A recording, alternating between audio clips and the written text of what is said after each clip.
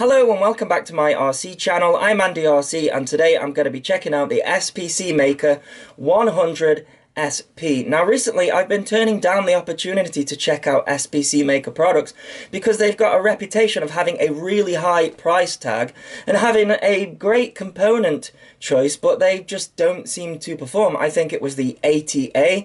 That one was just a little bit meh for me. And then they released a model called the 90NG, which I didn't receive, but other reviewers received it and it wouldn't even fly. But anyways, GearBest has sent this my way, so let's get and take a closer look at it. So at the making of this video, this guy costs £188 bind and fly with a FlySky or DSM-2 receiver and £190 with a FreeSky receiver, and it doesn't detail what FreeSky receiver that is either, and there's no plug and fly version, so I think that is too expensive. You know, when we have the likes of the Mini Fight for much cheaper and offering a 2.5-inch propeller and the ability to unlock smart audio, then, you know, I think this guy is going to struggle. That being said, it does have some pretty nice specifications. So without a battery, it weighs 77 grams, which is just about right for a 2-inch model. And with a 3S battery, so it comes with two batteries actually, it weighs 112 grams, so not too bad for the weight. Now, sadly, the batteries that it has come with aren't very good. They are a 350 milliamp 30C. And these days, 30C isn't enough. It's just going to sag, I would imagine. But I'll try and fly it on these and see how it goes. You can see they are using XT30 connectors, so that is something at least. And then the motors, they are a high kV motor. They are SPC Maker branded, and they are 7,500 kV, and it's an 1104 motor, so quite high kV for a 3S on a 2-inch prop. And the props are the hulky 2-inch propellers, tri-blade, really like them, and you get a spare set of those. You do have to put these screws in here with a hex driver, but it does fit into the package that it comes in with the props on, so that's quite nice. The frame is pretty nice quality. We've got quite thick carbon here, and all of these screws here are recessed, so when you put your battery in here it fits nice and flat. The only thing I'll say though is that if you don't use the included Velcro pads here for your batteries, then you are going to throw a battery. What is the saying? Give a man 2 Velcro pads and you'll save 2 batteries, but give him a silicon battery mat, you will save all of his batteries. I'm pretty sure that's the saying. But anyways, the guts of the copter, we have got 15 amp BL Heli S 4-in-1 ESCs, and then we've got an Omnibus F3 flight controller. So I'm actually glad to see an F3 because I think on the NG it was the flight controller that was very sensitive to vibrations. I know a lot of people switched the frame out and had a better success with it, but I'm hoping with this being an F3, having Betaflight on-screen display as well, then it should fly pretty nicely. And above that we have got the VTX. Now it doesn't have smart audio or tramp protocol. It is a switcher from 25 milliwatt to 100 milliwatt, and it's 40 channel. It's using a sleeve dipole antenna, and it doesn't have a UFL connector. It's soldered direct there, so you couldn't replace the antenna too easily. We have got a Runcam Micro Swift V1 on here, and we have got a 2.3mm lens, so we know that to be a nice camera. Then on the back we've got a buzzer which is connected up to the VBAT, so you can do your voltage warning and lost model alarm. And then we've got some LEDs on the back here. They are connected to the DIN, so you can configure them. However, there's nothing set up for the LEDs in Betaflight. It's come flashed with Betaflight version 3.17, so a fairly old version. It's completely set up actually, so it has got its own rates in there. It's got its own PIDs, and there's only a couple of things I changed. I moved the on-screen display around a little bit, but yeah, it was set up, so I'm going to see how it flies out of the box with it set up. Now, I did start off on the wrong foot with this guy straight away, and that is with the receiver. So this is the FlySky 2A protocol receiver. However, they have soldered it up on the PPM solder pad. So when I tried to do the failsafe, it wouldn't work. So I had to take all of this apart and desolder the PPM pad and then solder it up to the iBus pad, and then the failsafe worked. Bit of a pain. So yeah, as this is FlySky, I'm going to be using the FlySky i6X transmitter so that I can have more channels. So I've got arming on here on an aux channel. I've got my modes here, and then I've got my lost model alarm here as well. So I did change that in the setup as well. But yeah, a bit of a pain. And if you are using the FlySky protocol, that's a must for me. These days we can't have failsafes not working because we just can't have copters flying off. Even if they are small and lightweight, we want them to drop out of the sky. So, as this is SPC Maker, it does come in this nice pouch. I do really like that, and it does fit in the pouch there without taking the props off. I've already mentioned the batteries that you get, and there's some nice slots for that in there. And then we have got a XT60 to XT30, which I think is quite unusual. Usually with a model this small, you'd expect a JST to XT30, but there you go, they've given you that. I guess that is maybe for charging rather than your battery, but there's no charger with this package.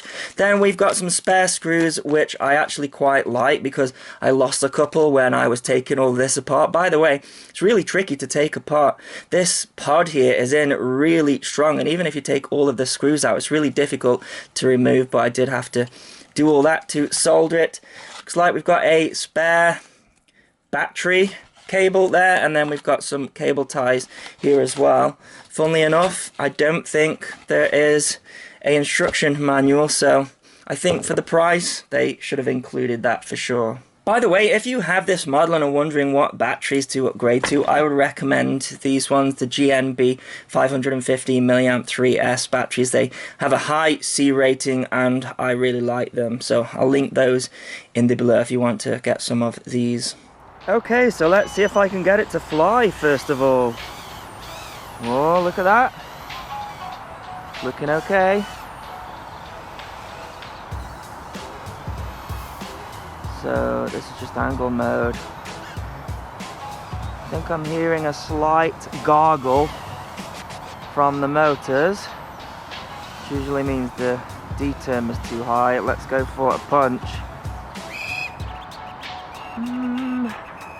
Not too bad, not too bad. So I haven't touched the PIDs at all. Yeah, that's alright. Bags of power with those high kV motors.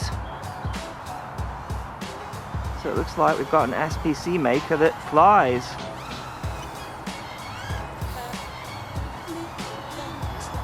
And it's got their own rates in there as well, which are different to the rates I usually go for. A little bit more twitchy, but not too bad.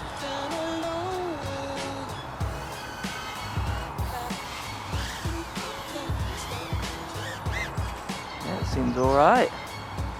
Man, yeah, those rates at the edge of the stick, they are pretty harsh compared to what I'm used to.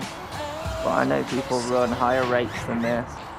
But if I go full stick over, then the copter moves in a way that I'm not used to and takes me a little time to adjust. It's really snappy and I have to come off the stick.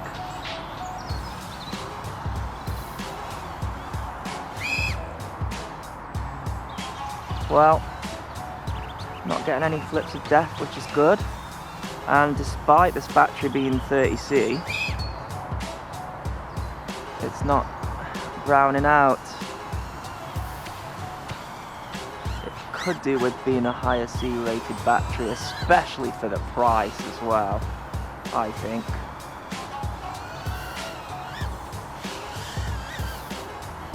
Oh, it's a zippy thing, that's for sure. Oh yeah, it seems to fly nice. But it should do really, shouldn't it, for that price? At that price, you would want it to be one of the best flyers out there.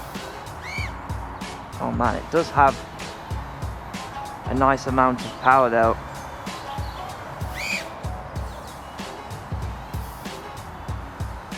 Yeah. It seems, at least for line of sight, it's flying pretty nice. Let's flick it back into angle mode. I'm having to look down at the transmitter because I'm not used to it with this Fly Sky. We don't have any drift, so that's good news. So everything seems okay so far. Okay, time to bring it in for a landing. Okay, let's see what is occurring with this guy. Yeah, straight away I can see the rate's quite twitchy compared to what I'm used to. So let's see what the tuner's like. A little bit of break up there. I'm seeing a little bit of movement on the eye when I'm pumping the throttle. Not too bad though, not too bad. Let's try hesitation, and yeah, it's looking a little bit floppy, innit, that? Yeah, definitely some movement there. I mean, you know, you're going to be able to fly on it. And it's like the same on the roll as well. So I would say probably needs to go up on the P gains a little bit and up on the D. So yeah, it's definitely some movement on the eye there. So eye as well, maybe anti-gravity gain. I mean, it needs upgrading to the latest beta flight really. No, 3.17, pretty old now. Anyways, let's take a look at the range on the video. Not bad, not bad. Bit of break up on the way back there as the antenna is facing away, so could do with better antenna mounting. Let's take a look at the voltage sag. Now the battery, yeah, it's already sagging. Look at that, we've been flying 1 minute 34 and we're down to 10.7 volts. So you'd want to land probably at around 10 anyways. So just as I suspected, we have got this low C battery, and if I do a punch, ooh, look at that, all the way in the 9s. That's so disappointing. So much money, and yet they give a rubbish battery. Ooh, down to 8 that was, wasn't it? Yeah, I wouldn't want to be doing that for too long. What a shame. So yeah, you're gonna have to be careful. I imagine too much of that and you get the ESCs resetting in the air because the voltage is just getting too low. But I would say though, picture quality is good. I mean, it's using a run cam, so that's hardly surprising. And it seems like the feed is really clean from the VTX as well, which you would expect for this price. Oh, look at the battery going though. Time to go in for a landing. So yeah, it's an expensive one, this one. But if you are interested in it, I'll link it in the below. And as always, thanks so much for watching. Please continue to subscribe. Cheers.